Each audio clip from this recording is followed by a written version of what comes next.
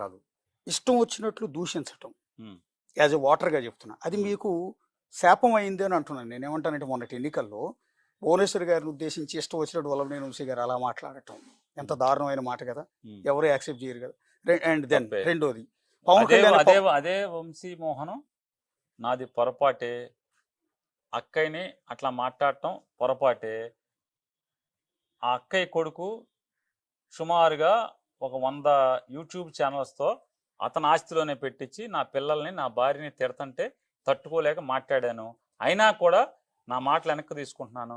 నన్ను క్షమించు అక్క అని చెప్పి మాట్లాడాడు. అది ఎవరికి అక్కర్లేదు.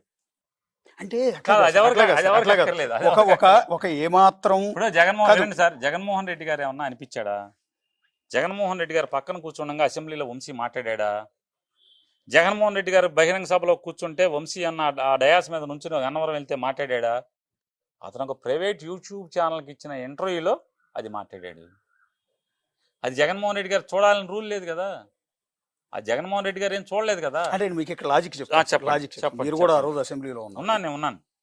నేను జర్నలిస్ట్‌గా అడగట్లే ఇక్కడ పబ్లిక్‌గానే అడుగుతున్నా. ఆ రోజు చంద్రబాబు గారు అసెంబ్లీ నుంచి నమస్కారం పెట్టి వెళ్ళిపోయిన రోజు, నేను 45 ఏళ్ల నుంచి పరువు కోసం బతుకుతున్నాను. నా పరువు తీశారు. వాళ్ళు నా భార్యను ఉద్దేశించి దారుణంగా మాట్లాడారు. ఆ రోజు అంబటి సార్ రాంబాబు నేను అసెంబ్లీలో మీరు అంబటి మీరు రాంబాబు మీరు మీరు అంటున్నారు కదా, నేను ఒక మాట కాదు చెప్తాను. సార్. అంబటి రాంబాబు వినండి ఆ రోజు వినండి, అసెంబ్లీలో నేను ఒక మాట చెప్తాను. ఏమన్నారు? మాధవరెడ్డి గురించి కూడా నేను మాట్లాడాల్సి ఒక మాట ఉంటుంది అన్న మాట. నేను ఒక మాట తర్వాత చెప్తాను. లోకేష్ ఎవరికి పుట్టారు అన్న మాట అసెంబ్లీలో ఎమ్మెల్యేలు అన్నది అన్ని రికార్డెడే కదా. లోకేష్ ఎవరికి పుట్టారని పొరపాటున అనలా. రికార్డెడ్ ఉన్నాయి కదా. అనలేదు. మీరే రేస్ రికార్డ్ ఓపెనే. నేను యా ఉన్నాను. అది అనలేదు. అది అనలేదు. రెండోది మీరు ఇంతగా మాట్లాడుతున్నారు కదా. సీమరాజు అనే ఒక ఎదవ. యా వినండి. ఉమ్. అసలు నా భార్యకి ఏం సంబంధం? నా భార్య గురించి అసభ్యంగా, అసహ్యంగా, ఒక తోటి ఆడమనిషి గురించి మాట్లాడినంత అసహ్యంగా మాట్లాడాడు. అటువంటి ఆడితో నువ్వు అంటే బాగా మాట్లాడావని చెప్పి చంద్రబాబు ఇట్ట ఫోటో దిగాడు. Yeah yeah. ఈ మధ్య సీఎం అయ్యాక దిగాడు. దాని అర్థం ఏంటి? యా రేపొద్దున అంటే మీరు అదే మీరు చెప్తున్నా, మీరు మీ అధికారంలోకి మీ మీ వచ్చాక భార్యని అంటేనేమో యా, అనకూడదు ఎవరు, కానీ ఊరందరి భార్యని నువ్వు అనిపిస్తావు. వంశీని ఎప్పుడు కూడా జగన్మోహన్ రెడ్డి గారు బాగా మాట్లాడే వంశీ భలే మాట్లాడేవని అనలా. తెలియదు ఆయనకి. అసెంబ్లీలో ఆయన అడిగాడు, ఏంటి అసలు ఈ గొడవ ఏంటి, రచ్చ ఏంటి, ఇదంతా ఏం జరుగుతుందని ఆయన అడిగాడు. అసలు ఏంటిదంతా అంటే అప్పుడు ఇదంతా జరిగిందని చెప్పారు. కానీ అది మీకు వినండి. డ్యామేజ్ అవ్వలేదు ఎన్నికల్లో? ఎవరండి ఆ మాట సార్? ఆ మాట మీ ఒక మాట, పార్టీకి డ్యామేజ్ అయిందా? జరిగిందా లేదా ప్రజలు చెప్పాలి. జరిగిందా లేదా ప్రజలు చెప్పాలన్నా. అంటే వంశీ అన్న మాటని అదే ఒక ప్రైవేట్ యా యూట్యూబ్ యా. ఛానల్లో మాట్లాడిన దాన్ని వైఎస్ఆర్ కాంగ్రెస్ పార్టీకి, జగన్మోహన్ రెడ్డికి ఆపాదించి తప్పుడు విష ప్రచారం చేశారనేది మేము చెప్పే మాట. అది జగన్మోహన్ రెడ్డి గారి ఆలోచన కాదు, జగన్మోహన్ రెడ్డి గారి సంస్కారం కాదు అట్లా మాట్లాడించడం. వంశీ వెంటనే దాన్ని నాది తప్పు అక్క, ఇట్లాగే చెప్పాడు, అక్క నాది తప్పు నిన్నంటాం. కాకపోతే నీ కొడుకు నా కూతుర్ని భార్యని తన సొంత యూట్యూబ్ ఛానల్ ద్వారా, పోషించే యూట్యూబ్ ఛానల్ ద్వారా వాళ్ళని తిట్టించాడనే తప్పుతో మాట్లాడాను. అయినా అది పొరపాటే, వెనక్కి తీసుకుంటున్నాను, నన్ను మన్నించమని మాట్లాడాడు. మన్నింపు కన్నా పెద్ద శిక్ష ఏముంటుంది అన్న? నన్ను మన్నించండి నేను పశ్చాత్తాపడతాను. పశ్చాత్తాపానికి మించి ఇంకేమైనా ఉంటుందా? భారతిరెడ్డి గారి గురించి మొన్న ఒక టీడీపీ కార్యకర్త కిరణ్ అనేవాడు చాలా దారుణంగా మాట్లాడాడు. ఏం చేశారు? దాన్ని మాట్లాడాడు. ఏం చేశారు? ఇమీడియట్ గా గంటల్లో అతను హైదరాబాద్ నుంచి ఈడ్చుకొచ్చి లోపల పడేశారు. ఏం ఈడ్చుకొచ్చారు? ఎవరు చెప్పారు? ఆ. ఈడ్స్ కోసం పాడా సమాజం కోసం ఆయన్ని రమ్మని, ఆ. ఆయన కారేసుకు రమ్మని, ఇవన్నీ డ్రామాలు సార్. ఆయన కారేసుకు రమ్మని నేను చెప్తున్నా. ఇప్పుడు సీమరాజ్య గారిని ఏం లాక్కొచ్చావు? నేను మీడియాలో 2-3 సార్లు మాట్లాడా. ఇట్లా మా ఇంట్లో ఈ కిరణ్ గాడు నా వైఫ్ గురించి కూడా మాట్లాడాడు, నా భార్య గురించి మాట్లాడాడు. నేను చెప్పాను మీడియాలో. ఎప్పుడు లాక్కొచ్చావు? లాక్కు రాలేదే. అంటే మీకు డ్యామేజ్ అయిపోతుంది అనుకుని భారతిరెడ్డి గారిది మాట్లాడితే డ్యామేజ్ అవుతుంది కాబట్టి రాజకీయ ఎత్తుగడ తప్పితే సంస్కారం కాదు. సంస్కారం అయితే నేను కంప్లైంట్ చేసినప్పుడే మీరు కంట్రోల్ చేస్తారు కదా. చంద్రబాబుది సంస్కారమే, నిజమైన సంస్కారమే, నటన కాదు, రాజకీయ ఎత్తుగడ కాదు, అతను చాలా బాగా స్పందించాడనేది నిజమైతే, మీరు చెప్పేది కిరణ్ గారిని అరెస్ట్ చేయడంలో అది నిజాయితీతో కూడిన అరెస్ట్ అని మీరు నమ్మేదైతే, నేను కంప్లైంట్ చేశాను, నేను మీడియాలో మాట్లాడాను, వీడియోలు చూపించాను. సీమరాజయ్య గారు, ఆ కిరణ్ గారు నా భార్య గురించి అంత అసభ్యంగా మాట్లాడారో అని నేను ఇద్దరి గురించి చెప్పాను. ఏం చేసావు? ఈ రోజుకి ఆడి మీద భుజం మీద ఫోటో వేసి దిగావు తప్పితే సీమరాజు గురించి అంటే జగన్మోహన్ రెడ్డి గారి భార్యను అనేప్పటికీ అది విపరీతమైన అంటే బాహుళ్యంలోకి విపరీతంగా చొచ్చుకుపోయి నీకు నష్టం జరుగుతుంది అనేటువంటి ఎత్తుగడతో ఆయన్ని తీసుకురావడం తప్పితే నీకు నిజంగా సంస్కారం ఉంటే నా భార్య గురించి వాళ్ళిద్దరూ మాట్లాడినప్పుడు ఈ రోజుకి నువ్వు భుజం మీద ఫోటోలు వేసి ఫోటో దిగుతున్నావు తప్పితే ఏం చర్యలు తీసుకున్నావు అని చెప్పి మీరు అన్నట్టు ఆ రోజు వల్లభనేని వంశీ లాగా జగన్మోహన్ రెడ్డికి నటించడం చేత కాదు, ఆయన వంశీతో తిట్టించి మళ్ళీ డ్రామా ఆడటం అతనికి చేత అయితే, నిజంగా చంద్రబాబు లాగా డ్రామా ఆడటమే నిజమైతే వంశీని దమ్మా 4 బాది రైట్ రాసుకెళ్ళి అని చెప్పి ఇట్లాగే డ్రామా చేసేవాడు ఏదో అంటే కంట్రోల్ చేస్తుంటే బాగుండేది కదా. ఏం చెప్పాడు మీకు ఆ స్ట్రాటజీ మీకు ఎందుకు రాలేదు అని. చెప్పాడు వంశీ అది మాట్లాడతాం తప్పు, అతను వెనక్కి తీసుకోమని ఆయనే చెప్పాడు జగన్ గారే. చెప్పకపోతే వంశీ వెనక్కి తీసుకుంటాడా? చివరిగా ఒక్క మాట అండి, అంటే బేసిక్గా ఇప్పుడు రెడ్ బుక్ని చూస్తే మొత్తం వైసీపీ నాయకులందరికీ కూడా కొంతమందికి ఏమో గుండె జబ్బులు వస్తున్నాయి, ఆపరేషన్ చేయించుకుంటున్నారు, ఇంకొంతమంది ఏమో పారిపోతున్నారు, ఇంకొంతమంది ఏమో వణుకు పుడుతోంది అని లోకేష్ గారు పదే అంటూ ఉన్నారు. నిజమేనా అది? నిజంగా రెడ్ బుక్ని చూసి వైసీపీ నాయకులు వణికిపోయే పరిస్థితి ఉందా? లోకేష్ గారు గన్నవరం పాదయాత్ర మీటింగ్లో ఆయన మాట మాట్లాడాడు. వంశీకిను గుడివాడ ఎమ్మెల్యేకిను గన్నవరం ఎమ్మెల్యేకి గుడ్డలోడు తీసి రోడ్డు మీద కాదు, మీకు వీడియో చూసుకొని కొడితే వస్తుంది అంటే వెంటనే కొడాలి నాని అన్నారు.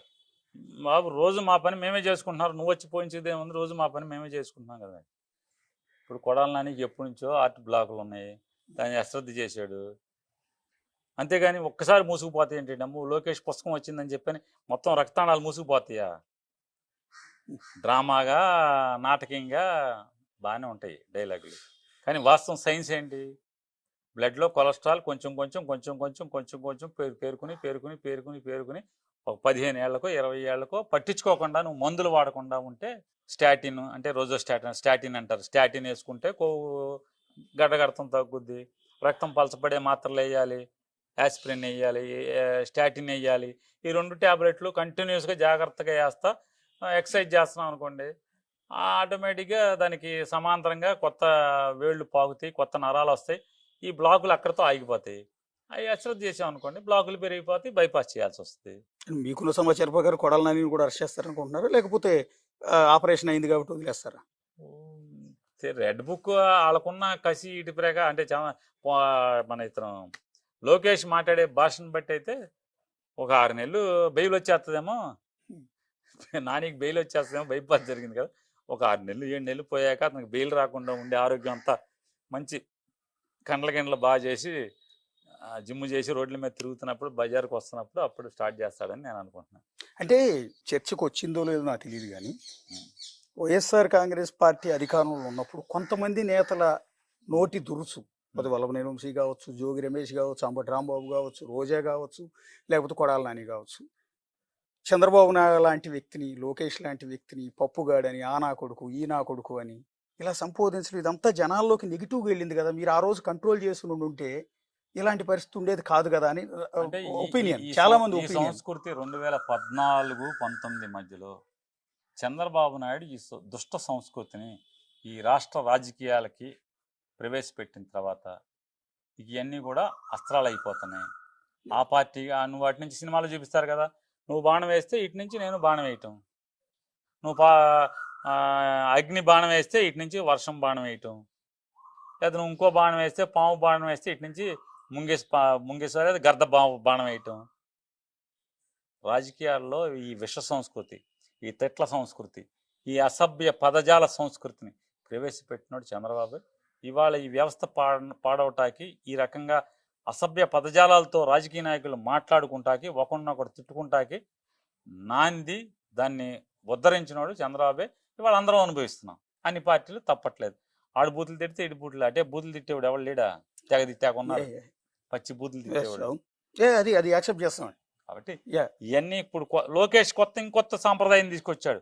యూట్యూబర్లకి జీతాలు ఇచ్చి వాళ్ళ ఇళ్ళల్లో వాళ్ళని అసభ్యంగా బూతులు తిట్టిస్తాం. చంద్రబాబు ఒక విష సంస్కృతికి ఆయన నాంది వాక్యం పలికితే, లోకేష్ మరొక విష సంస్కృతికి ఇంకా దిగజారి ఇంకా హీనమైన సంస్కృతికి ఆయన నాంది పలికాడు.